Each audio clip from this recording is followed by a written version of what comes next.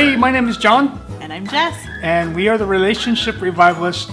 And today we're going to talk to you about a subject. But first, I want to make sure that you've gone ahead and downloaded our free 21 Ideas PDF. And if you're not sure what that means, essentially what it is we've gone through and we've given you 21 ideas on what to do in a time where you're spending a ton of time with your spouse, your significant other, your wife or husband, your family. These are ideas that you can use to help pass the time, but more importantly, to be able to Help your relationship. help your relationship out. Yeah. So without further ado, we're going to go ahead and get into our subject, and be sure to stay tuned to the end because we do have something else for you. So we are talking about relationships and one of our favorite subjects. And we want to encourage you today. What do we do if we have a conflict with our significant other and it feels like it was like a really big one? You know, what do we do? Yeah, like a huge blowout. Yeah.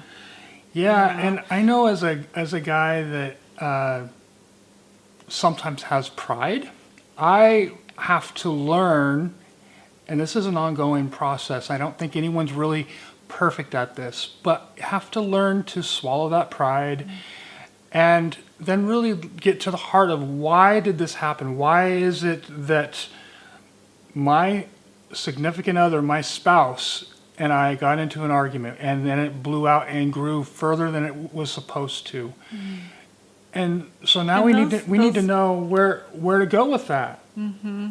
I'm sorry for interrupting. I was just going to add, those times can be very negative to a relationship. They can feel like, you know, is our relationship repairable anymore? And most of the time, you know, you probably are thinking, well, yes, it is, but you know, what do I do? What's the first thing to do? Yeah, right? and if you've had fight after fight after fight, and it seems to just layer upon layer, and you get that big scar that is just like you can't get through there anymore. And you have walls built up too. And so, the first thing I would suggest doing is learn how to really truly forgive. And how do we do this?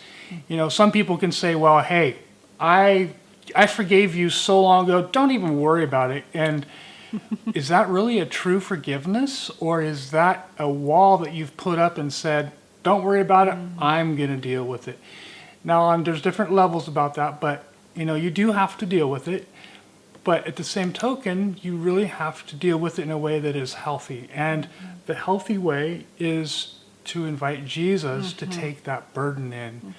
And if you're taking that burden and giving it to Jesus, Jesus is our one and only source to handle the burdens of anything and everything that we have to get. He doesn't want us to have He doesn't want us to have anything on us that's going to slow us down or cause us to fail. Mm-hmm. Yeah, he's the only one who can, like John said, who can really do anything with that burden. And you know, there have been times where I've had to forgive whoever it was I had to forgive, and sometimes, especially, it feels like the closer they are to you, the harder it is to feel the forgiveness, if I can say it like that. Like, it really hurt because I get to see them every day, and what do I do?